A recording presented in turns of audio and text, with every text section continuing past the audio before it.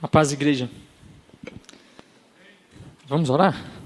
Pedindo a Deus que nos conduza nesse estudo. Feche seus olhos. Senhor, nós agradecemos ao Senhor por mais esse dia. Obrigado, Pai, por estarmos aqui e podemos aprender mais da Tua Palavra. Encha os nossos corações de alegria por termos a oportunidade de aprender mais de Ti, de estar na Tua presença. Obrigado pela oportunidade de louvar ao Senhor, essa oportunidade que acabamos de ter agora com cânticos espirituais, ó Deus. Faça com que nós possamos extrair aqui da Tua Palavra, Deus, tudo aquilo que o Senhor realmente quer que nós aprendamos dela. Guarda os nossos corações de pecar contra Ti, livra-nos de todo mal, Senhor, e faça com que nós saiamos daqui hoje tendo mais e mais conhecimento a respeito da Palavra do Senhor. É a oração que nós fazemos em nome de Jesus Cristo. Amém. Amém? Como o pastor Ismar disse, na EBD nós temos tratado os livros de maneira a tratarmos capítulo por capítulo, e nós encerramos 1 Pedro, a primeira carta de Pedro, e hoje nós vamos iniciar a segunda carta de Pedro. Abra aí, por favor, em Pedro, capítulo 1, segunda carta de Pedro, capítulo 1, e nós vamos dar início. Enquanto você vai abrindo aí, como nós já sabemos, essa carta é uma carta que foi escrita pelo apóstolo Pedro. Não existe muita divergência quanto a alguém achar que não tenha sido ele. É bem pacífico dentro da teologia que realmente foi o apóstolo Pedro que escreveu essa carta aqui. Por volta do ano 67 ou 68 depois de Cristo, ele escreve essa carta aqui. Então, bastante próximo já assim da sua morte mesmo.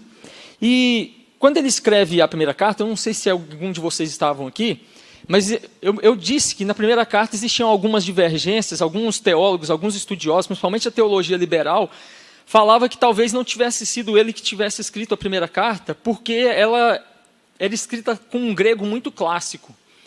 E essa segunda carta ela não é escrita dentro de um grego muito clássico, é um grego mais, que é chamado por nós de o grego koiné, um grego mais comum, mais cotidiano. Então alguns dizem, não, Pedro não tinha cultura para escrever naquele grego. Só que nós temos que lembrar que na primeira carta ele contou com a ajuda de um cara chamado Silvano, que ele, no final da carta, inclusive, ele fala que Silvano foi quem escreveu para ele. Silvano era um cara mais culto, um cara que tinha conhecimento e, por isso, escreveu com um grego mais clássico, um grego mais rebruscado. Já a segunda carta, nós vemos ela escrita de uma forma um pouco mais simples, um grego mais simples, mas não existe divergência de que tenha sido ele que escreveu. Quando ele escreve a primeira carta também, uma questão que é importante, é que ele escreve preocupado com problemas que estavam afetando a igreja, mas eram problemas externos. O que eram os problemas que estavam afetando a igreja? A igreja estava sendo terrivelmente perseguida. Os cristãos, para quem o apóstolo Pedro escreve, estavam sendo profundamente, terrivelmente perseguidos. Então ele escreve para consolar, para trazer esperança. Inclusive eu me lembro que eu citei essa questão de que Pedro é chamado de o apóstolo da esperança, pelo fato de que nessa sua primeira carta ele tem o desejo muito profundo de trazer esperança para o povo. Já na segunda carta, Pedro escreve para combater um problema não externo, mas um problema interno. Um dos principais focos, na verdade, o principal foco do apóstolo Pedro a escrever essa segunda carta aqui, é justamente alertar a igreja no que diz respeito aos falsos mestres, aos falsos pastores, aos falsos ensinos que estavam sendo inseridos dentro da igreja. Ele tinha uma preocupação muito grande pelo fato de que muitos falsos mestres estavam inserindo os seus ensinos, estavam fazendo parte das igrejas e trazendo ensinamentos que não condiziam com a verdade das Escrituras, com aquelas verdades que tanto o apóstolo Paulo já havia ensinado, escrito em suas cartas, quanto o próprio Pedro já tinha ensinado na sua primeira carta e pessoalmente já havia sido ensinado por outras pessoas. Então eles traziam ensinamentos que eram contra isso. A gente vai ver, inclusive, quando no capítulo 3 ele vai falar a respeito de questões bem escatológicas, ele trazendo aqueles questionamentos de que haveriam pessoas no meio deles dizendo, mas esse tal de Jesus não vai voltar nunca, porque desde a época que os nossos pais se foram, tem falado isso e ele não voltou. Ou seja, pessoas levantando questionamentos, trazendo ensinamentos. Isso preocupou muito o apóstolo Pedro, e uma das principais razões dele escrever essa carta é justamente isso: advertir a igreja sobre esses falsos mestres, mostrando para eles que eles precisavam ficar atentos quanto a isso. Algo que é bastante presente nos nossos dias ainda, nós precisamos estar bem atentos com relação a isso. Pedro, ele estava preocupado com esses falsos mestres, mas ele não nos fala exatamente quais eram os falsos ensinos que estavam sendo inseridos ali. Provavelmente, assim como acontecia com o apóstolo Paulo, deveriam ter judaizantes, gnósticos e uma infinidade de ensinamentos que estavam sendo inseridos ali, e ele vem trazendo toda essa preocupação com relação a isso daqui. É interessante nós vermos essa carta aqui, que nós vamos, inclusive dentro do capítulo 1, nós vamos ver o tom de fala do apóstolo Pedro, é um tom de fala muito assim, de despedida. Parece que quando ele fala com a igreja, ele pede à igreja, ele dá alguns conselhos e faz alguns pedidos para a igreja, no sentido de que parece que seria a última fala dele, parece que ele está escrevendo o seu testamento, sua última fala, e justamente é basicamente isso que acontece. Essa foi a última carta que ele escreve, e assim que ele escreve, logo depois ele foi martirizado. Logo após ele escrever essa carta, pouco tempo depois, ele foi morto, o que nos leva a entender, inclusive, que quando ele escreve essa carta aqui, ele estava em Roma, ele estava preso, e quando ele escreve essa carta, o tom, a fala dele, é uma fala onde ele demonstra para quem ele está escrevendo que ele esperava a morte dele, e era algo muito breve, a morte dele estava muito próxima. Aproximadamente, ele deveria ter uns 70 anos quando ele escreve isso daqui. Ao ponto de que na carta ele vai, inclusive, citar o fato de que Jesus havia falado para ele como seria a morte dele e tudo mais, ele cita isso. Então, é uma carta onde ele parece estar escrevendo o seu último desejo para aquela igreja. Falando, prestem atenção no que eu estou dizendo para vocês, isso aqui são as coisas mais importantes e as últimas coisas que eu tenho a dizer para vocês, porque eu sei que a minha hora está chegando. E nós sabemos que a Bíblia não nos relata, mas historiadores e a tradição confiável judaica nos afirma que o apóstolo Pedro ele foi martirizado, ele morreu sendo crucificado de cabeça para baixo.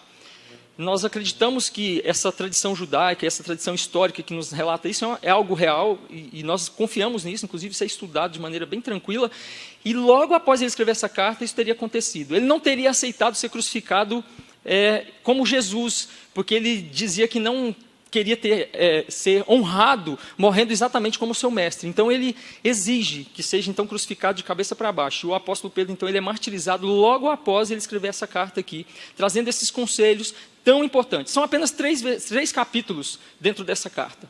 Só 3 capítulos, mas de uma riqueza absurdamente grande. Uma das questões mais importantes que ele trata aqui para nós aqui nessa epístola aqui, é que ele vai falar muito sobre... Lembra que na primeira carta ele falava muito sobre esperança. Ou seja, na primeira carta ele estava combatendo e ele estava instruindo a igreja com relação aos ataques externos que eram as perseguições. Logo, ele falava muito sobre a igreja ter esperança, esperança, esperança, esperança. Na sua segunda carta, ele fala muito sobre conhecimento. E nesses 3 capítulos aqui apenas, nós vamos encontrar a palavra conhecimento 16 vezes. Ele falando muito sobre a palavra conhecimento. Por que ele faz isso?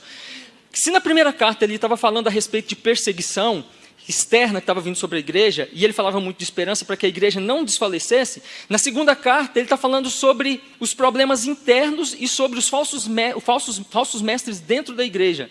Logo, o que ele está mostrando para a igreja? Vocês precisam ter conhecimento para conseguir combater esses falsos mestres, para conseguir identificar, detectar esses falsos mestres, para que vocês não sejam enganados. Então, na primeira carta ele vai falar de esperança, porque estavam sendo perseguidos. Mas na segunda carta ele vai falar de conhecimento, porque dentro, no meio da igreja, existiam pessoas que estavam os atacando com os falsos ensinos. E somente através do conhecimento verdadeiro de Cristo é que você consegue combater esses falsos ensinos. Era justamente isso que ele estava falando. Uma questão importante aqui é que quem é o público para quem ele está escrevendo? É o mesmo público da primeira carta.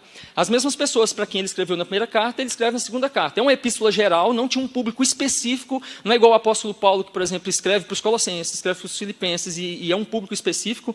Inclusive, em 1 Pedro, capítulo 1, verso 1, diz assim, Pedro, apóstolo de Jesus Cristo, aos estrangeiros dispersos no Ponto, Galácia, Capadócia, Ásia e Bitínia. Ou seja, era um público bastante abrangente.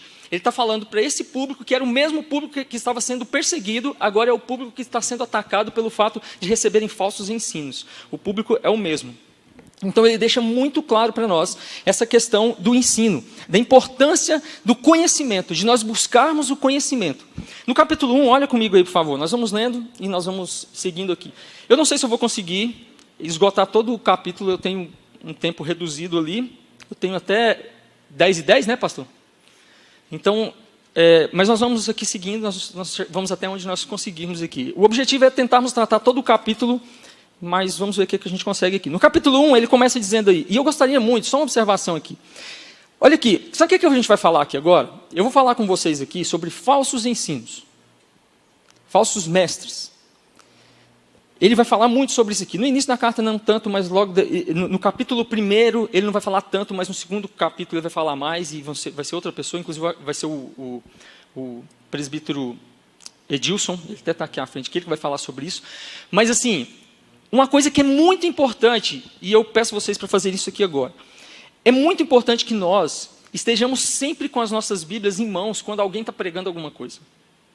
Às vezes nós temos o mau hábito de que alguém nos dá um texto, fala alguma coisa, você talvez nem abre a Bíblia para ler, porque você já tem em mente alguma coisa assim, ou talvez você só dá uma olhadinha, fecha a Bíblia e guarda do lado. Não, é importante que nós estejamos olhando o que está sendo dito, para que nós consigamos identificar se aquilo que está sendo dito realmente é o que está escrito na palavra de Deus. Quando ele fala a respeito do conhecimento, é que nós temos que buscar conhecimento na palavra de Deus, o conhecimento, e eu vou explicar uma questão muito interessante que tem aqui no texto a respeito da palavra gnosis e epignosis que ele usa aqui, que é um conhecimento intelectual, mas um conhecimento também de experiencial, um conhecimento de conhecer a Deus de forma experiencial, mas é muito importante. Então, sempre que eu venho ministrar aqui, eu sempre falo para vocês assim, esteja com a Bíblia aberta e vai me acompanhando. Isso não é só quando eu estou ministrando. Qualquer pessoa que subir aqui, ou em qualquer lugar que você for ver alguém ministrando a palavra de Deus, esteja sempre com a sua Bíblia a tira-colo ali, olhando, acompanhando, que era o que os crentes de Bereia faziam com o apóstolo Paulo, observava o que estava sendo dito e ia vendo. Isso é um dos principais métodos para a identificação de falsos ensinos. Isso é importantíssimo. Então, assim, quando nós formos ministrando aqui, acompanhe o texto. Eu vou lendo aí e vocês vão acompanhando. No capítulo 1 aqui, ele vai iniciar dizendo: Simão Pedro, servo e apóstolo de Jesus Cristo, aos que conosco receberam fé igualmente preciosa pela justiça do nosso Deus e Salvador Jesus Cristo. Nós vamos lendo e vamos acompanhando aí para nós ganharmos tempo devido ao tempo ali. Ele começa falando que ele é servo e apóstolo de Jesus Cristo, e ele fala, e é interessante que ele utiliza o termo servo e apóstolo. Ele está mostrando para aquela igreja que ele era servo e trazendo uma ideia de humildade, de uma forma humilde ele se apresenta a eles, mas ele também demonstra para a igreja a sua autoridade apostólica, ou seja, eu sou servo de vocês, mas existe também uma autoridade apostólica, eu sou apóstolo. Mais para frente na carta, nós vamos ver, aqui no capítulo 1 mesmo, ele mostrando essa importância dele falar que ele era um apóstolo e por que ele realmente era um apóstolo. Ele vai falar de maneira muito clara que ele foi testemunha ocular da glória de Cristo, dos sofrimentos e da glória de Cristo. Uma das características para que alguém seja um apóstolo genuíno é justamente isso. Você ter sido doutrinado, comissionado pelo próprio Cristo, ensinado pelo próprio Cristo, ter sido uma testemunha ocular de Cristo. E ele fala isso daqui no início, mas lá no decorrer da carta, no próprio capítulo 1, ele vai demonstrar de forma clara que ele foi sim uma testemunha ocular de Cristo. E mais na frente nós vamos entender o motivo dele falar isso para a igreja lá. E ele diz, aos que conosco alcançaram. Quem tem uma versão aí que ao invés da palavra alcançar está escrito receberam? Levanta a mão aí, se você tem uma ali. Algumas pessoas têm algumas versões que ao invés da palavra alcançar vai estar escrito receberam. O que isso aqui significa? Receber aqui é alcançar ou receber pela vontade divina. Como nós sabemos, essa fé, essa capacidade de crermos em Deus não é algo que brota simplesmente do nosso coração, mas é algo que vem do próprio Deus para nós. Ou seja, nós a recebemos, nós alcançamos ela pela vontade divina, não é algo que nós simplesmente acordamos num dia de manhã e falamos, a partir de hoje eu vou crer. Não é assim. Existe um momento, existe um chamado, existe uma situação onde o próprio Deus nos chama, é Ele que vem até nós, não somos nós que vamos até Ele. Como Jesus nos diz, Ele fala de forma muito clara, não fostes vós que escolhestes a mim, fui eu que vos escolhi a vós outros, de maneira muito clara, e Ele está trazendo para nós justamente esse ensino, aos que convosco alcançaram fé, aos que convosco receberam fé, ou seja, ele está mostrando de forma clara que a fé não é algo que eu mesmo busco para mim, mas é algo que eu recebo. É um dom de Deus, como está escrito lá em Efésios capítulo 2, verso 8. É pela graça, como o pastor Elismar acabou de ministrar aqui, falando a respeito da maravilhosa graça, mas é pela graça mediante a fé. Isso não vem de vós, é dom de Deus. Ou seja, não existe mérito em mim, em crer. Nem o crer é mérito meu, mas é algo que vem de Deus para a minha vida, é um dom que Deus me dá. E no texto ele vai falar muito sobre a questão de dom. Em algumas versões ele vai estar utilizando a palavra virtude. Em outras versões vai estar a palavra dom. É a mesma coisa, que são presentes, que são dados de Deus para nós. Deus então nos dá alguns presentes. O primeiro presente que Ele nos dá, o primeiro dom que Ele nos dá, que é necessário à nossa vida, é o dom da fé. Principalmente a fé salvífica, para nós crermos na palavra de Deus, para nós crermos no Senhor Jesus, crermos no seu sacrifício, crermos que fomos justificados e que não há mérito nenhum em nós. Isso é o primeiro dom que nós vamos receber, é o primeiro presente que nós recebemos de Deus. E aí ele fala assim, ó, igualmente preciosa. Essa expressão aqui no grego, ela designa algo de posição, de honra, preço ou valor. Ou seja, está falando assim que isso aqui que nós recebemos, essa fé que nós alcançamos é de uma preciosidade, de um valor inestimável. É muito preciosa, pela justiça do nosso Deus e Salvador Jesus Cristo. Gente, aqui ele está falando sobre justificação. Depois, aqui nós não vamos ter tempo, mas depois em casa, você pega a sua Bíblia e ler Romanos capítulo 5, pode ler ali com bastante calma, do verso 1 até o verso 11, você vai ver o apóstolo Paulo explicando de maneira muito detida e muito clara o que é a justificação. E eu quero falar de maneira bem rápida aqui, porque ele está falando aqui, que essa fé, isso aqui que nós estamos alcançando, tudo isso aqui que nós recebemos, essa fé que nós recebemos, que é igualmente preciosa para todo cristão, ela é uma fé que não é alcançada pelos nossos próprios méritos, mas ela é alcançada pelos méritos de Cristo. É pelos os méritos que Jesus alcançou por nós lá na cruz. Não existe mérito em mim, mas existe mérito apenas em Jesus. É pela justiça de Cristo. E a justiça de Deus foi feita sobre Cristo. E por quê? A justiça de Deus foi lançada sobre Cristo. Deus lançou a sua ira sobre Cristo. Nós somos justificados. Só uma observação com relação à justificação. Justificados, quando a Bíblia nos diz que nós somos justificados, a Bíblia não diz que Deus nos torna inocentes. Eu não sou inocente. Quando eu sou justificado por Cristo, eu não me torno alguém inocente. Ser justificado, a palavra justificado no original, inclusive, a palavra justificado na Bíblia não significa tornar alguém inocente, mas significa declarar alguém justo. Isso aqui é uma expressão utilizada no meio judicial, jurídico. Ou seja, nós não somos inocentes. Mas porque Deus satisfez a sua ira em Cristo e porque Jesus se fez justiça por nós, o Senhor nos declara justos. Eu não sou inocente, eu ainda sou pecador, eu sou falho, eu sou miserável. O apóstolo João fala isso, que nós não podemos dizer que não temos pecados, nós somos sim falhos, nós somos miseráveis, mas o Senhor Deus, por causa do que Cristo fez na cruz por nós, Ele olha para nós e pelos méritos de Cristo, Ele simplesmente nos declara justos. Ou seja, eu não sou inocente, eu sou culpado, mas eu sou um culpado que porque já foi satisfeita a ira de Deus em Cristo, Deus olha para mim e me declara justo. É isso que ele está falando aqui. Ou seja, pela justiça do nosso Deus e Salvador Jesus Cristo. Olha que louco isso aqui, fantástico, maravilhoso. Ele fala aqui, pela justiça do nosso Deus e Salvador Jesus Cristo. Ele está utilizando a expressão Deus para Cristo, para Jesus. Ele está chamando Jesus aqui de Deus. Ou seja, ele está mostrando para nós aqui, de forma muito clara, que Jesus era o próprio Deus. Se você lê isso aqui no original, o artigo que está antes aqui no grego, ele é um artigo que ele está no singular, apontando para Deus e para Jesus como se fosse uma só pessoa. Ou seja, ele está afirmando para nós aqui de que nós não precisamos ter a menor dúvida de que Jesus é realmente o próprio Deus. Jesus não foi simplesmente mais um homem. Existe uma teologia e uma doutrina herética bastante difundida que está hoje no nosso meio, eu não digo no meio nosso aqui da igreja, mas que está aí, sendo pregado todos os domingos aí nas casas, de porta em porta, chamada arianismo.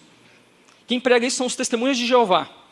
Que eles não acreditam que Jesus seja o próprio Deus, mas Jesus é um ser mais superior de todos, que está abaixo apenas de Deus, mas ele não é o próprio Deus. Isso é uma doutrina herética chamada arianismo, criada por um cara chamado Arion, muito tempo atrás, nos primeiros séculos da igreja primitiva, e está presente hoje nos nossos dias, e que afirma que Jesus não é o próprio Deus. Está aqui, essa afirmação de Pedro e todo o resto da Bíblia derruba esse ensinamento herético. Jesus é o próprio Deus. Não tenha dúvida disso no seu coração. Olha o que a Bíblia está nos afirmando. Olha o que ele diz. Preciosa pela justiça do nosso Deus e Salvador. Jesus, ele é o nosso Deus e Salvador. E ele fala, Jesus Cristo. Não tenha dúvida de quem é Jesus na sua vida. Jesus é o seu Deus, ele é o próprio Deus. Quando nós entendemos a Trindade, é um só. Ele é Deus. Ele é Deus. No verso 2, graça e paz sejam multiplicadas pelo conhecimento. Lembra que eu falei que ele vai falar muito sobre conhecimento? Pelo conhecimento de Deus e de Jesus, nosso Senhor. Esse conhecimento aqui, no grego existem duas palavras que significam conhecimento. Uma é gnosis. A palavra gnosis, ela traz para nós o entendimento de um conhecimento intelectual, que é da onde deriva o termo gnosticismo, que é aqueles que pregavam que nós só chegamos até Deus através de um conhecimento elevado que não contém nas Escrituras e que não foi passado pelos apóstolos. O gnosticismo vem dessa ideia de uma mente elevada, de um conhecimento intelectual. Mas aqui nesse texto, a palavra conhecimento aqui não é gnosis, a palavra conhecimento aqui é epignosis. O apóstolo Pedro, de maneira muito cuidadosa, ele não utiliza simplesmente a palavra conhecimento no sentido de conhecimento intelectual, mas ele utiliza a palavra epignosis no sentido de que o nosso conhecimento de Deus não tem que ser um conhecimento apenas intelectual, mas tem que ser um conhecimento também experiencial, relacional. Epignosis significa conhecimento relacional, pleno conhecimento.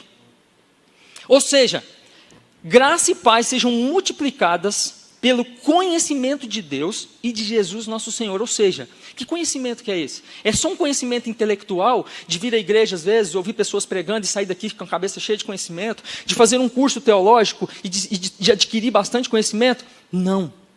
Gente, é importantíssimo, e aqui eu vou fazer a observação com relação a isso, é importantíssimo que nós tenhamos conhecimento intelectual de Deus e não somente conhecimento experiencial e esse tipo de conhecimento relacional. Por quê?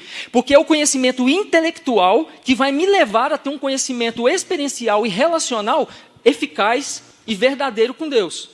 Mas é preciso haver os dois. Não pode haver somente o conhecimento intelectual e não pode a pessoa achar que ela tem que ter somente o conhecimento experiencial. Você tem que se esmerar no conhecimento intelectual, ler a palavra de Deus, buscar bons autores, ter esse conhecimento intelectual, saber o máximo possível de Deus, mas você também precisa ter um conhecimento relacional com Deus. Você tem que ter vida com Deus. Gente, no grego, na Bíblia, eu já falei isso aqui algumas vezes, essa palavra conhecimento, ela exprime intimidade. Inclusive, essa palavra é utilizada na Bíblia, não somente para o conhecimento, nesse sentido de adquirir conhecimento, mas quando ia falar que um homem, ele havia tido relacionamento sexual com outra mulher, falava, e conheceu fulano.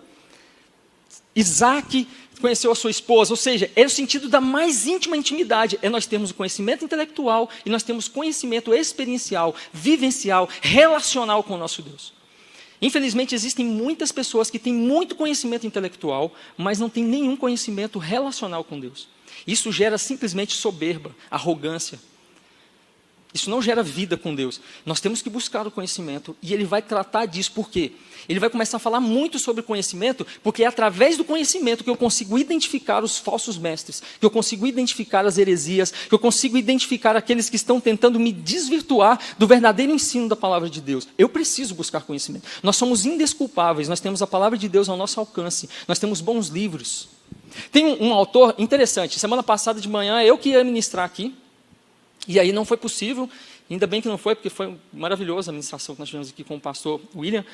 E eu tinha anotado até no meu esboço aqui, fazer a citação de um livro para vocês, chamado Crer Também é Pensar, do John Stott, onde ele fala justamente sobre isso, essa questão de você não pode simplesmente ser alguém que crê de maneira cega, mas você também tem que pensar, a fé tem que ser uma fé que você pensa, racional, um conhecimento intelectual.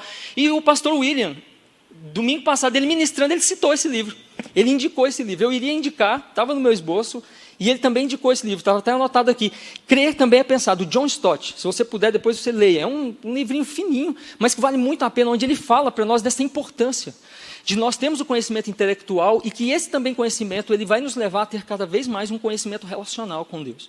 Outra questão importante, olha no verso 3 aqui que ele diz. Visto como o seu divino poder nos deu tudo o que diz respeito à vida. Presta atenção nesse termo. Nos deu tudo o que diz respeito à vida e piedade, pelo conhecimento daquele que nos chamou para a sua glória e virtude. Nos deu tudo, a clareza aqui, de que tudo vem dele para nós. Para que nós possamos viver uma vida de piedade, uma vida santa, nada vem de nós, vem do próprio Deus. Por quê? Porque não há nada de bom em nós. A Bíblia nos diz que as nossas melhores obras são trapos de imundícia diante de Deus. Ou seja, eu não tenho em mim a capacidade de buscar realizar algo de bom, de ter uma vida virtuosa e piedosa diante de Deus. Mas o amor de Deus, a graça de Deus é tão maravilhosa sobre as nossas vidas, que Ele mesmo nos dá tudo que nós precisamos para termos uma vida piedosa diante dEle.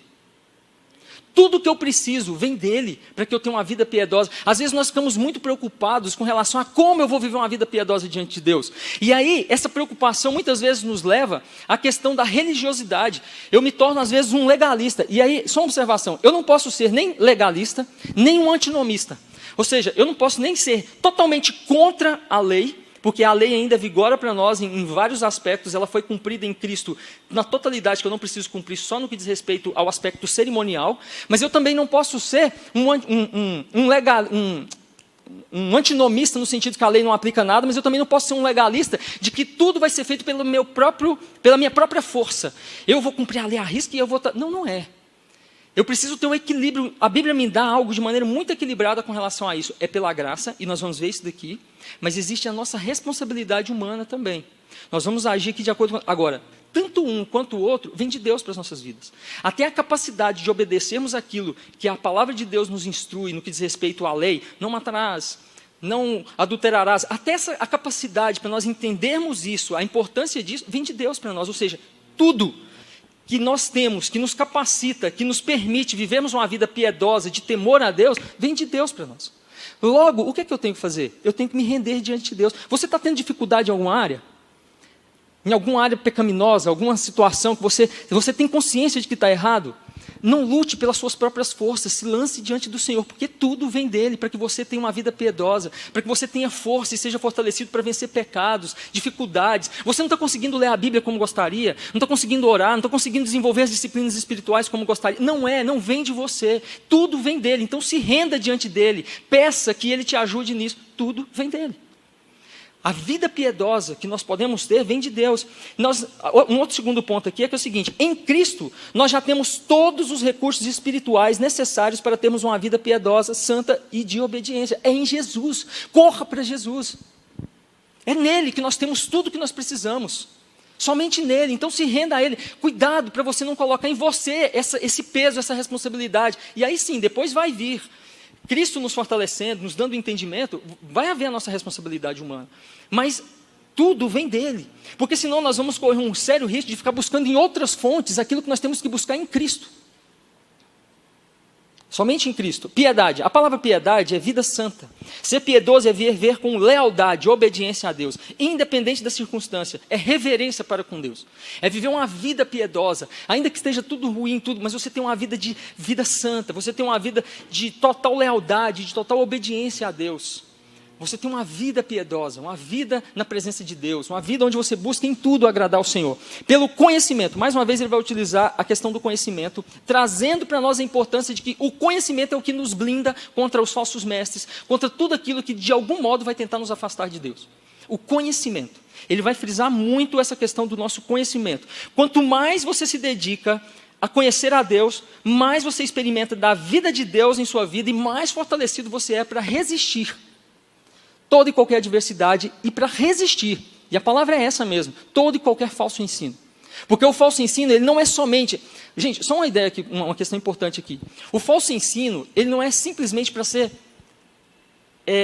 como que eu vou dizer? Ele não é simplesmente para que nós o rejeitemos. Quando um falso ensino nos é apresentado, nós não devemos simplesmente rejeitá-lo. Nós temos que rejeitá-lo, mas nós também temos que resisti-lo. E resistir é apresentando o ensino verdadeiro. Se eu conheço algo que é um falso ensino e eu tenho conhecimento do ensino que é verdadeiro, eu não vou apenas rejeitar e deixar que os outros então fiquem de qualquer jeito aprendendo aquilo ali de forma errada, já que eu rejeito isso aqui, deixo isso para lá. Não, eu tenho que rejeitá-lo, mas através do conhecimento que eu tenho, eu também preciso resistir a esse falso ensino, trazendo a verdade do verdadeiro ensino. Eu rejeito o falso ensino, mas eu também resisto a esse falso ensino, trazendo a verdade, mostrando o que é o verdadeiro ensino. É através do conhecimento. Quanto mais eu tenho uma vida piedosa, quanto mais conhecimento eu tenho, quanto mais eu me dedico, mais eu vou conhecer a Deus experiencialmente, mas também mais eu vou conseguir resistir ao falso ensino, mais eu vou conseguir me opor a estes falsos ensinos. Ele continua e fala assim, daquele que nos chamou para a sua glória e virtude. Nós somos chamados para sermos salvos para a glória e perfeição de Deus. 3 pontos aqui. Segunda coisa. Somos chamados para sermos expressão viva da glória e perfeição de Deus. Por isso nós temos que buscar nos parecermos cada vez mais com Cristo. Uma das principais razões do nosso chamado é para que nós sejamos um instrumento para manifestar a glória de Deus. Tudo é feito para a glória de Deus. A minha vida é um reflexo, precisa ser um reflexo da glória de Deus. E terceiro, ele fala aqui, e para a sua virtude. Essa palavra virtude aqui, ela é excelência, perfeição moral. Nós somos chamados para termos essa virtude, esse dom, a excelência. Tem que haver excelência em nós que somos cristãos. Tem que haver em mim e em você uma perfeição moral. Por quê? Existem alguns atributos de Deus que são atributos comunicáveis, que nos falam a respeito, que são atributos relacionados à questão moral de Deus. É o amor, a misericórdia, são atributos que são comunicáveis, a justiça. Todos esses atributos são comunicados a nós, não são atributos que são incomunicáveis. Deus tem esses atributos de forma excelente, de forma plena, mas Ele também nos permite termos desses atributos também. O que o texto está dizendo para nós aqui é que nós precisamos buscar fazer com que esses atributos em nós sejam tão elevados quanto eles são em Deus. Nós vamos alcançar, nós vamos atingir a excelência de Deus nesses atributos? Não. Enquanto estivermos aqui, não, nós somos pecadores. Mas a nossa luta diária tem que ser, o nosso alvo tem que ser isso.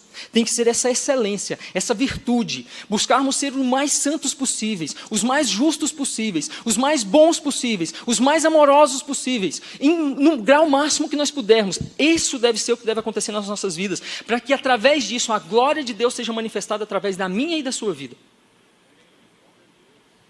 Olha o que diz Mateus capítulo 5, verso 48. Olha o padrão que o próprio Jesus nos dá. Jesus nos ordenou: assim sendo, sede vós perfeitos, como perfeito é o vosso Pai que está nos céus.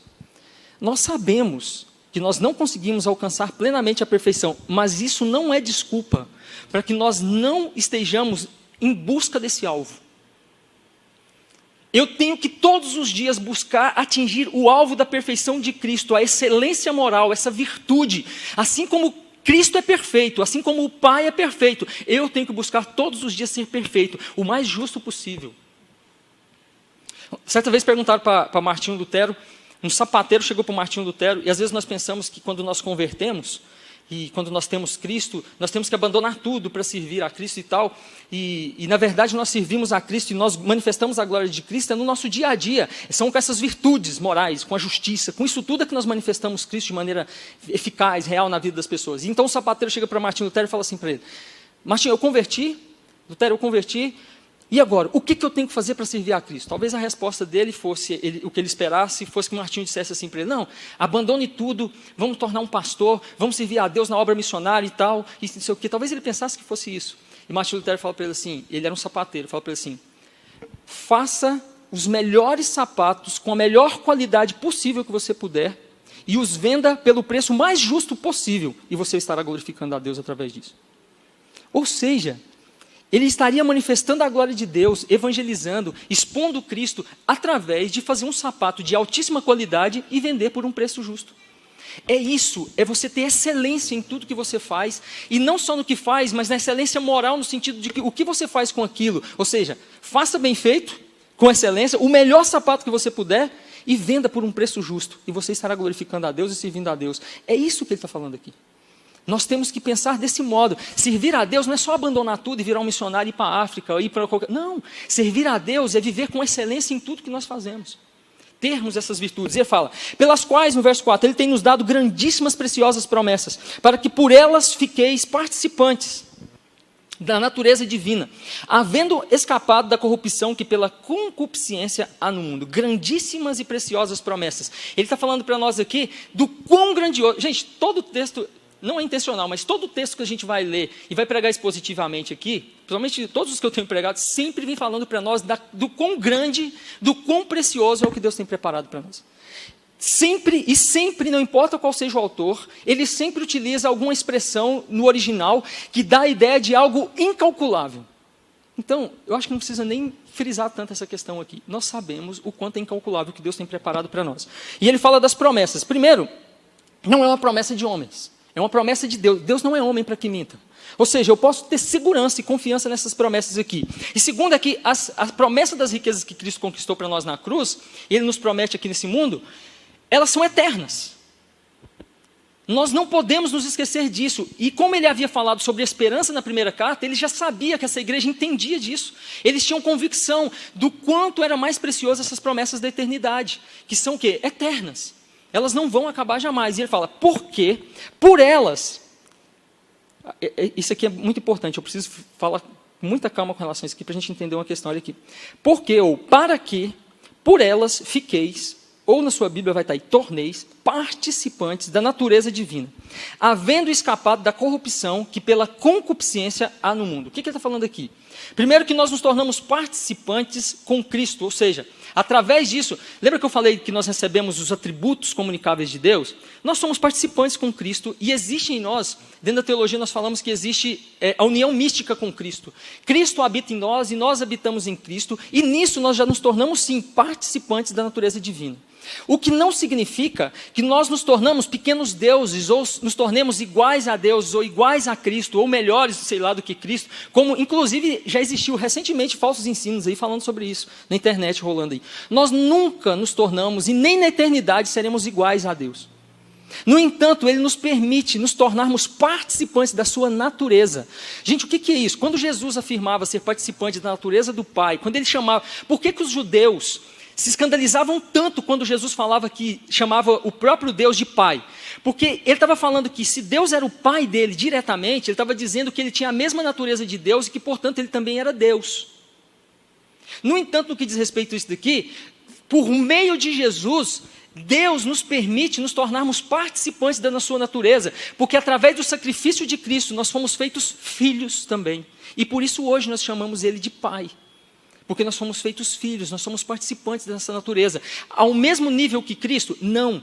Cristo, a Bíblia nos diz que ele foi gerado pelo Pai por toda a eternidade. E isso aqui na teologia, não dá para a gente explicar isso aqui, mas é algo complexo. Jesus, ele não é criado, mas a Bíblia fala que ele é o unigênito que é gerado eternamente pelo Pai.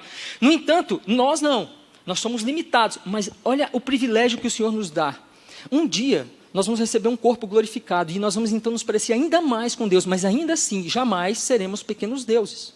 Quando fala que nós seremos participantes, nós já somos, mas seremos de uma forma mais elevada ainda, é no sentido de que Ele nos permite participarmos da sua glória, e nós vamos participar disso. No verso 5 ele continua e diz, e vós também, pondo nisto mesmo toda diligência, acrescentai à vossa fé. Lembra que eu falei que nós recebemos a fé?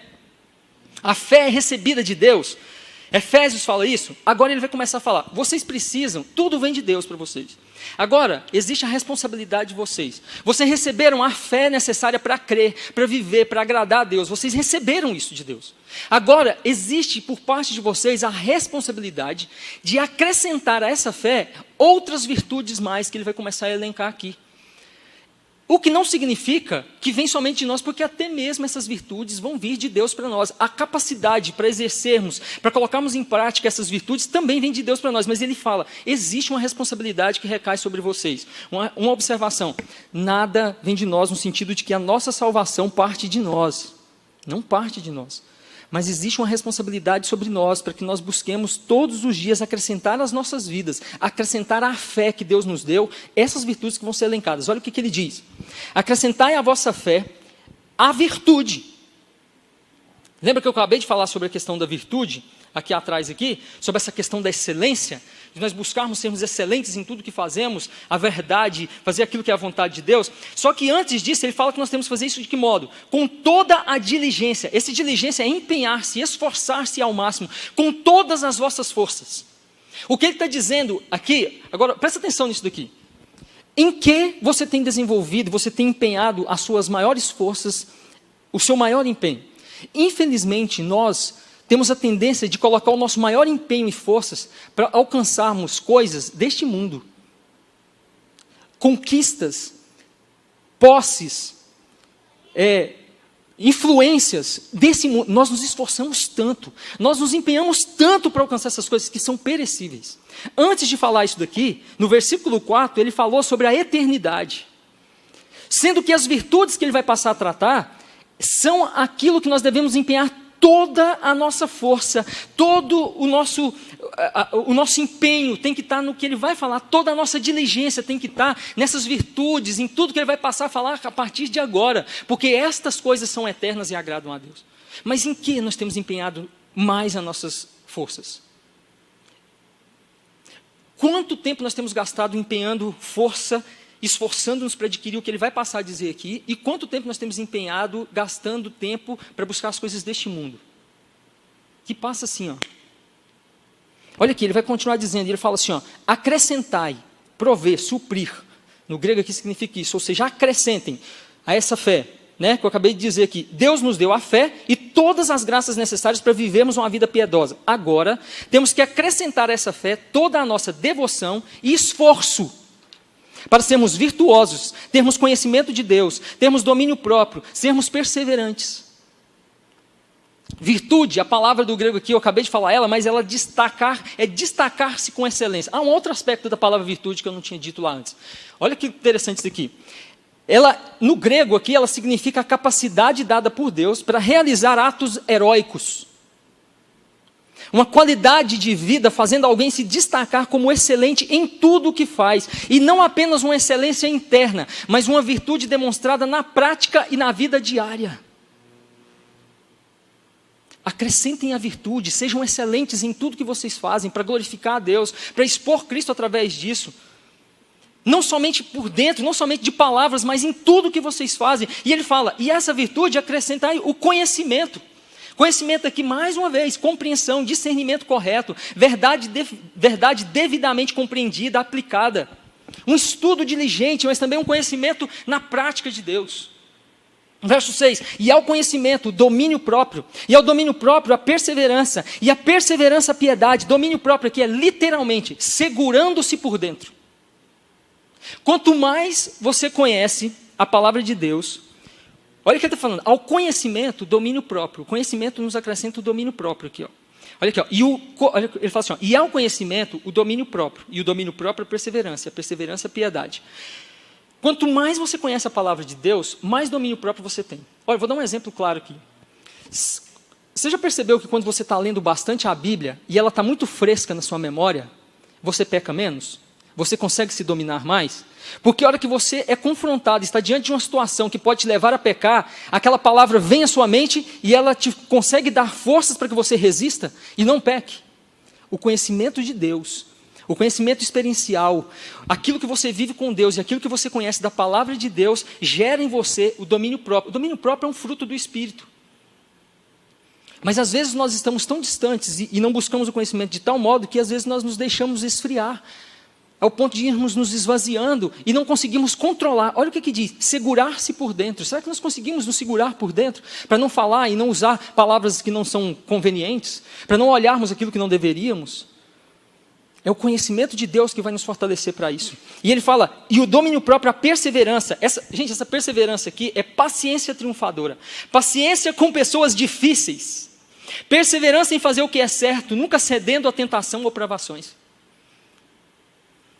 Piedade, vida santa. Ser piedoso é viver com lealdade e obediência a Deus. Reverência para com Deus. Verso 7. E a piedade, a fraternidade. E a fraternidade, o amor. A fraternidade aqui é um amor fraternal, um sacrifício mútuo uns pelos outros.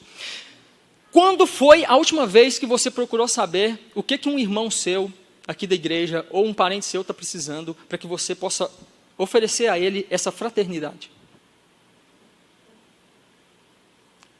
Isso não é algo que brota simplesmente, é uma decisão nossa. Como ele disse, é algo que nós temos que buscar acrescentar à nossa fé.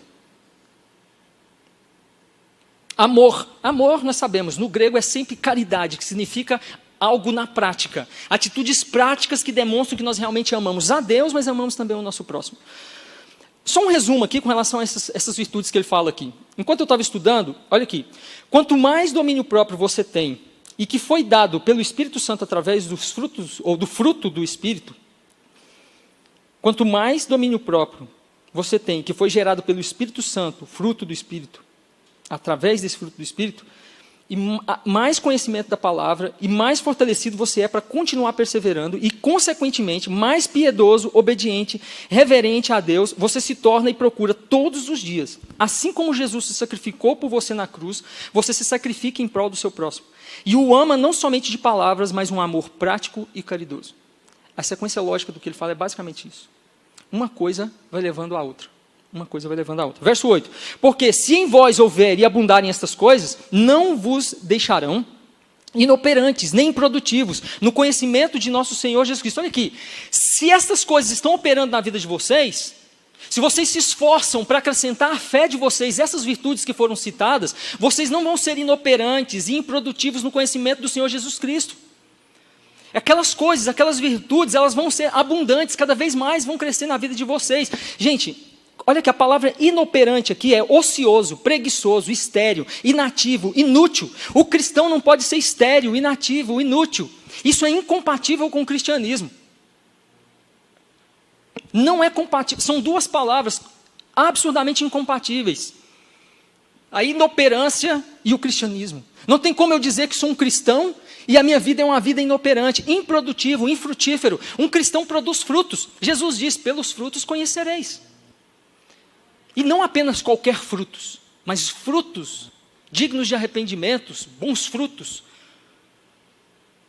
Quais são os frutos que nós estamos produzindo? O Senhor me deu uma fé, Deus me deu fé. Mas o que você tem acrescentado a essa fé?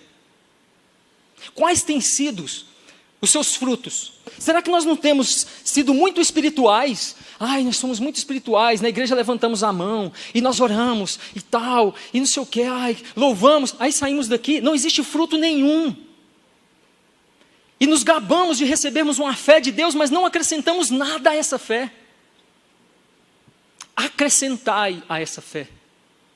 Não sejam inoperantes, porque são essas obras aqui. É o conhecimento da palavra, é a piedade, é a obediência reverente a Deus, é a perseverança, é o amor, é a fraternidade. É isso que vai gerar frutos em nós, é isso que vai nos tirar da inércia. É isso que vai fazer com que nós não sejamos inoperantes, improdutivos.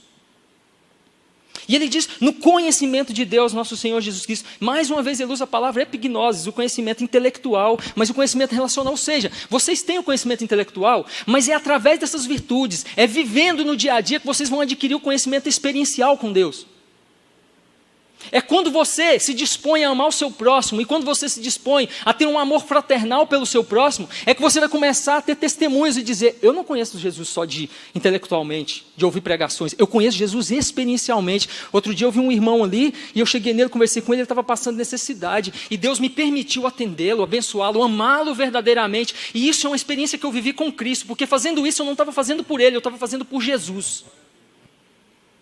E aí o que você teve? Só um conhecimento intelectual? Não, você atendeu às necessidades de Cristo. Nossa, Ralf, que absurdo, você acabou de falar que nós não somos iguais a Cristo. Jesus nos disse que quando nós não fazemos algo por um dos necessitados, nós não estamos deixando de fazer por ele. E quando nós fazemos por algum necessitado, nós estamos fazendo diretamente por ele. Quando nós visitamos um encarcerado, quando nós vamos ao hospital visitar alguém, nós não estamos visitando aquela pessoa. Fisicamente mas espiritualmente nós estamos visitando Cristo, ele disse isso. O que isso gera? Experiência real com o próprio Deus, com o próprio Jesus, conhecimento epignosis, conhecimento experiencial. Porque eu conheço a palavra, eu já tenho conhecimento intelectual, mas eu coloco isso em prática. Eu acrescento à minha fé aquilo que me faz viver uma vida com Deus. Verso 9. Pois aquele em quem não há estas coisas é cego, nada vendo ao longe, esquecendo-se da purificação dos seus antigos pecados. Esse é cego aqui, é porque aquele que não está nessas coisas, ele não consegue ter certeza da salvação. É cego e nada vendo, só vendo as coisas que estão ao longe, não vê o que está perto. Desvia-se os olhos daquilo que é verdade, não consegue ter certeza da salvação. Olha aqui, quanto mais vida experiencial você tem com Deus, quanto mais você vive diariamente com Deus, quanto mais você atende o necessitado, quanto mais você tem uma vida de piedade sincera a Deus, mais o seu coração tem certeza de que você realmente é salvo. Quando as pessoas chegam para nós e falam assim, eu estou me sentindo frio, eu não estou tendo certeza da minha salvação, você vai conversar com a pessoa, ela é alguém que está vivendo uma vida religiosa apenas, ela não tem tido uma vida experiencial, talvez tenha um conhecimento absurdo intelectual de Deus, mas não tem um conhecimento prático com Deus. Quando você tem uma vida prática na presença de Deus, vive com Deus, tem um conhecimento epignosis com Deus, um conhecimento experiencial, relacional com Deus, cada vez mais a sua visão se torna próxima, você consegue enxergar a sua salvação. Não é gerado dúvida no seu coração. Olha aqui, ele fala, esquecendo-se da purificação. Só uma observação com relação a isso. Um cristão que não tem as virtudes mencionadas, não consegue ver sua condição espiritual. E não consegue ter certeza da sua salvação. Quanto mais piedoso você for, quanto mais você viver de forma prática para Deus, mais é gerado no seu coração a certeza. Isso não significa que você tenha perdido a salvação. Mas talvez você vai perdendo a alegria da salvação. Porque o que gera alegria é essa experiência com os irmãos, com Deus, viver com Deus. Andar, caminhar com Cristo, não somente conhecer intelectualmente, mas viver com excelência todos os dias, para a glorificação de Cristo. É isso que te gera alegria e convicção de que você é salvo, e te faz enxergar sua vida espiritual e o quanto Deus te alcançou de forma maravilhosa. E ele fala, esquecendo-se da purificação dos seus antigos pecados. Olha aqui que interessante isso. Você lê a Bíblia, você conhece intelectualmente Deus. Se você não coloca em prática, sabe o que acontece? Você começa a esquecer daquilo. Começa a haver uma amnésia espiritual em você. Você começa a esquecer. Mas aquilo que você aprende e coloca em prática, você não esquece. Jesus adotou esse princípio aqui quando ele institui a ceia, por exemplo. Talvez se a ceia não existisse para nós estarmos relembrando, que é um memorial, talvez nós nos esqueceríamos de exatamente como foi o sacrifício de Cristo. Do mesmo modo é a nossa vida diária. Se eu aprendo algo na palavra de Deus, aqui na igreja, e eu não coloco isso em prática, eu não acrescento a minha fé, a crença que eu tenho nisso, as virtudes, eu vou me esquecer. Uma amnésia vai tomando conta de mim. Logo eu me esqueço. Mas se eu coloco em prática, jamais eu me esqueço disso. Essa pessoa pode ser salva, mas não desfruta da confiança, da paz, da alegria que desfrutaria se continuasse desenvolvendo, crescendo no conhecimento de Deus e das virtudes mencionadas. Verso 10. Portanto, irmãos, procurai mais diligentemente fazer firme, confirmar a vossa vocação e eleição, porque fazendo isso, nunca jamais tropeçareis. Esse nunca jamais tropeçareis não significa que nunca jamais vocês vão pecar, não é isso.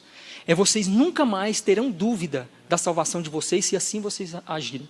Só uma coisa importante aqui, ó. Procurai diligentemente, procurai com todo zelo, com todo cuidado, com toda a dedicação possível, confirmar a vossa eleição e vocação. Deixa eu fazer uma observação com isso daqui, muito importante. Aqui não está dizendo que eu tenho que confirmar a minha eleição e vocação para Deus. Deus já sabe quem são os seus chamados, eleitos. A Bíblia é muito clara quanto a nos dizer a respeito de eleição e vocação. Não vou entrar no mérito e nos detalhes disso daqui. Eu não tenho que confirmar isso para Deus, eu não tenho que trazer confirmação. Essa confirmação aqui, se a gente pegar o contexto do texto, essa confirmação é para você mesmo. Às vezes você é salvo. Você tem a salvação e você já recebeu a fé salvífica, mas você não tem vivido de modo a acrescentar essas virtudes na sua vida, e isso tem gerado dúvidas no seu coração quanto à sua própria salvação. E ele está dizendo, quando vocês agem desse modo, irmãos, vocês vão procurar diligentemente fazer com que seja confirmado que vocês foram vocacionados para algo, e que vocês foram eleitos por Deus, sim, para uma vida eterna, para estarem com Ele, de modo que vocês jamais vão tropeçar nisso. Vocês não vão ter dúvida. Vivam de forma digna. Vivam acrescentando essas virtudes à vida de vocês. E vocês não terão dúvidas de que vocês realmente são salvos. Vocês sabem que são pecadores, mas não terão dúvidas. Gente, é ruim ter dúvida a respeito de algo, não é? Principalmente no que diz respeito à nossa eternidade. E tem gente que às vezes chega em nós, às vezes nós somos pastores, querendo que eu dê para ele a certeza de que ele é salvo. Não, eu não posso.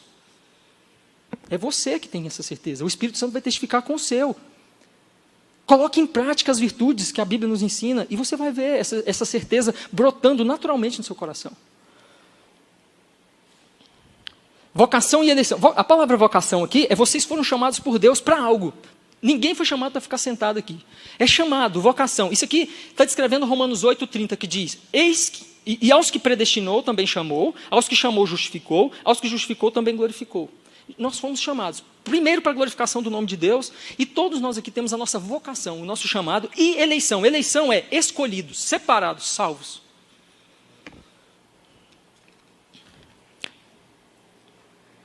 Porque fazendo isso, nunca mais tropeçareis. Verso 11. Porque assim vos será amplamente concedida a entrada no reino eterno de nosso Senhor Jesus Cristo. Quando isso acontece, nós temos não somente a certeza da salvação aqui, mas nós teremos uma recompensa completa e rica na eternidade. Basicamente isso que ele está falando aqui. E olha que interessante, eu quero chamar a atenção um termo que ele usa aqui.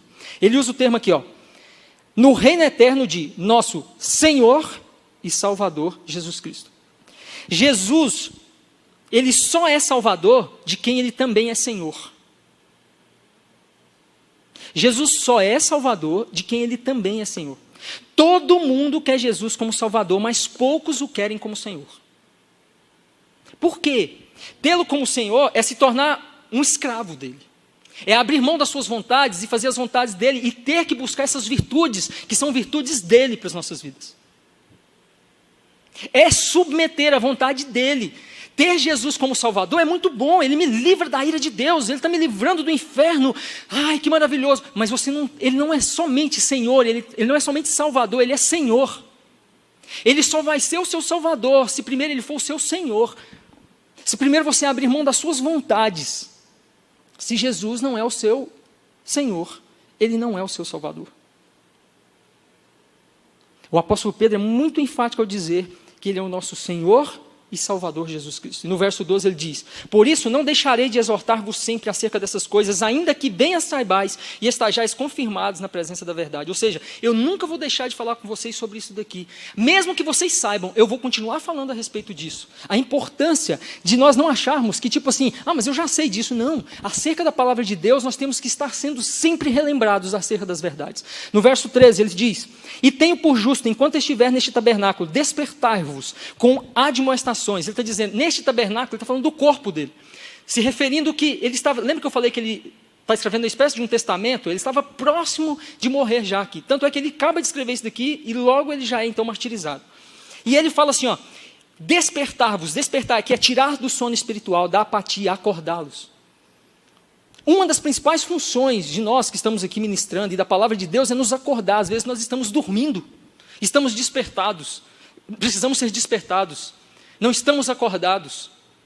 E nós precisamos ser despertados. No verso 14, sabendo que brevemente hei de deixar este meu tabernáculo. Ele sabia que ele estava prestes a morrer. Como também nosso Senhor Jesus Cristo já me tem revelado. 70 anos ele tinha aproximadamente aqui. E há 40 anos aproximadamente atrás, Jesus já tinha, lá em João capítulo 21, verso 18 e 19, falado para ele o modo como ele morreria e tal. E ele foi martirizado logo após ele escrever essa carta aqui. Verso 15, mas também eu procurarei em toda ocasião que depois da minha morte tenhais lembrança dessas coisas. A esperança dele, escrevendo essa carta, é que essa carta falaria com eles, mesmo depois da morte dele. E lembra que eu falei que essa carta não era uma carta específica, mas ela é chamada de uma epístola universal?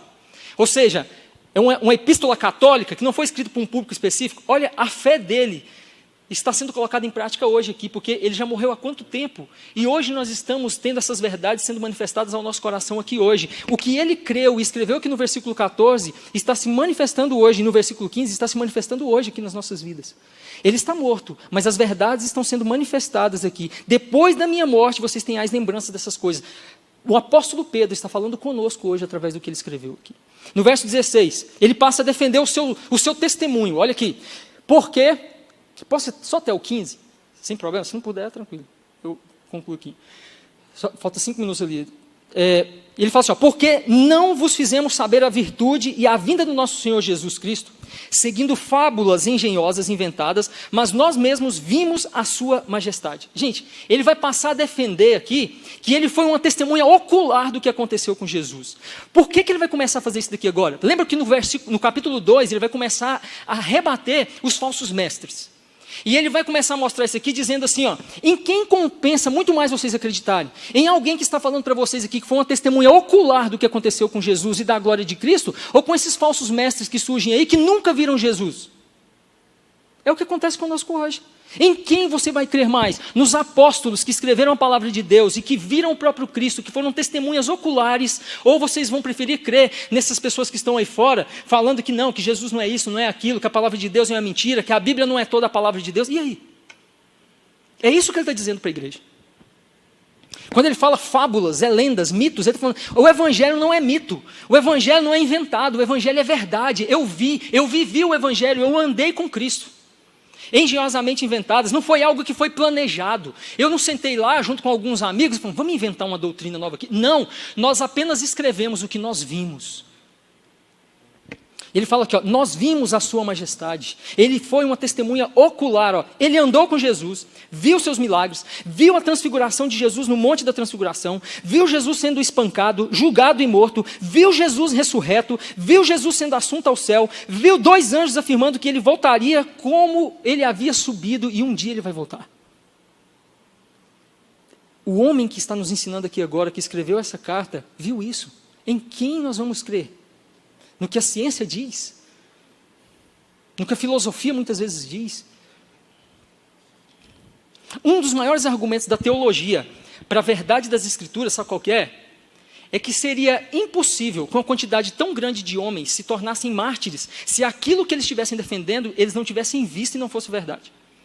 Se o apóstolo Pedro, se todos aqueles que foram martirizados, se eles não tivessem realmente convicção do que eles viram em Cristo, você acha que eles iam morrer por uma causa que não é verdade? Só se fossem muito loucos mesmo.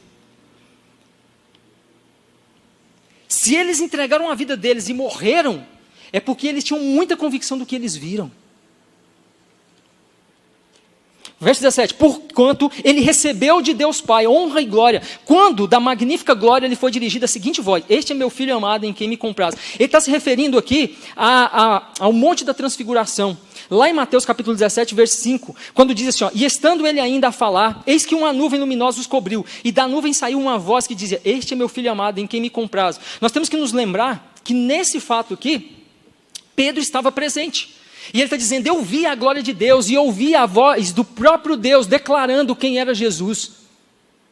Vocês não vão acreditar em mim, vocês vão preferir ouvir esses falsos mestres que estão dizendo que isso não existe, até porque esses falsos mestres, nós vamos ver no capítulo 3, ficavam colocando em dúvida até mesmo a volta de Cristo. Mas Pedro está dizendo, eu vi a glória de Cristo. Eu estava presente quando ele ressuscitou e quando ele foi assunto ao céu e quando foi garantido por nós que ele voltaria do mesmo modo que ele subiu. Não deixe que a dúvida tome conta dos corações de vocês. Adquiram o verdadeiro conhecimento. Verso 18. E ouvimos essa voz dirigida do céu, estando nós ainda com ele nos montes. Só uma observação. Nós temos muitos jovens e adolescentes aqui. Quantos jovens e adolescentes entram crentes na universidade, nas faculdades e saem ateus? Gente, não é nenhum argumento teológico, não é um argumento de lógica. Vamos aqui, só um argumento de lógica. Em quem compensa acreditar mais? Numa testemunha ocular ou num ignorante falacioso que nasceu séculos depois ou milênios depois de Cristo e que fala que Cristo não é real?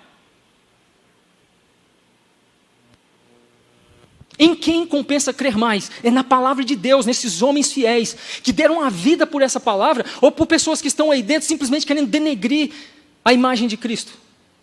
É uma questão de lógica, não estou nem falando mais de fé, estou falando de lógica. Já que vocês querem, muitos entram na faculdade e querem ser os bambambãs, os inteligentes, então age de maneira lógica apenas, pelo menos. Verso 19. E temos muito forte a palavra dos profetas, a qual bem fazeis em estar atentos. Ou seja, estejam atentos às palavras dos profetas, contra os falsos mestres. O que nos mantém alertas contra os falsos ensinos é estar atento à palavra de Deus. Falou alguma coisa? Esteja atento a falar a palavra. Essas palavras dos profetas é todo o Antigo Testamento. Jesus vai fazer referência disso lá em Lucas 24, verso 44. E ele fala, bem fazeis nisso. Até que o dia amanheça e a estrela da alva apareça em vossos corações. Até que Jesus volte. Verso 20, sabendo primeiramente isto, que nenhuma profecia da Escritura é de particular interpretação. Só uma observação. Quando ele fala de particular interpretação, ele não está falando da nossa interpretação, mas ele está falando da revelação, da origem da Escritura. O profeta, ou seja, aquele que escreveu a Bíblia, não o fez de forma que ele, de forma particular, interpretou as coisas e escreveu. Não é isso. Quando ele está falando que não é de particular interpretação, ele está dizendo que toda a Escritura é inspirada por Deus. Ela é infalível. Ela é inerrante, ela é a verdade pura e simples na sua totalidade. Ela não foi interpretada pelos profetas ou por aqueles que a escreveram de forma a eles olharem para o que estava acontecendo e fazerem sua própria interpretação. Não. Não é isso que ele está dizendo aqui. O argumento de Pedro não é tanto sobre como interpretar a Escritura, mas sobre como a Escritura se originou e qual foi a sua fonte. Ou seja, a fonte das Escrituras é o quê? A eternidade, é Deus. E no verso 21, encerrando, ele diz, porque a profecia nunca foi produzida por vontade de homem algum, mas os homens santos de Deus falaram inspirados pelo Espírito Santo. Este livro não é meramente humano, ele tem origem divina. Isso aqui não é escrito por homens, isso aqui tem origem divina. Tem origem em Deus, foi inspirado pelo Espírito Santo de Deus. Não foi por vontade de homem, mas de Deus. Olha aqui, algumas observações nós vamos encerrar. 1. O Espírito Santo era a fonte e é a fonte da profecia, capacitando os profetas para falarem como porta-vozes de Deus. Somente ele. 2. A ideia do texto original é de que eles foram carregados, eles foram levados, direcionados pelo Espírito Santo para escreverem o que escreveram. 3. Os autores não eram tomados pelo Espírito Santo como se perdessem a consciência e psicografassem os escritos. Não é isso que acontecia. Tanto é que nós vemos características diferentes de um autor para o outro. Dentro do 1 Pedro e 2 Pedro, as cartas têm características diferentes. Deus não os tomava e fazia eles psicografarem. Não, dentro da sua consciência, dentro das suas características. Olha aqui, ó. Os escritores eram ativos e não passivos no processo de produzir as escrituras. Deus, o próprio Espírito Santo, era o supervisor para que, usando as próprias personalidades, individualidades, processos de pensamentos, vocabulários, eles pudessem registrar sem erro as exatas palavras que Deus queria que fossem escritas. Ou seja, a infalibilidade, a Bíblia não falha naquilo que ela promete, e inerrância das Escrituras, na Bíblia não contém erros. Se você ler um texto bíblico e achar que está errado, me desculpa, leia de novo, procure entender melhor o contexto bíblico, porque o erro não está na Bíblia, o erro está em você. Beleza? O conhecimento das Escrituras é o desenvolvimento das virtudes, e o desenvolvimento das virtudes de Deus é o que nos blinda contra os falsos mestres, que sempre existiram e que sempre existirão. Que nós busquemos conhecer a Deus na sua totalidade. Vamos colocar de pé para nós orarmos?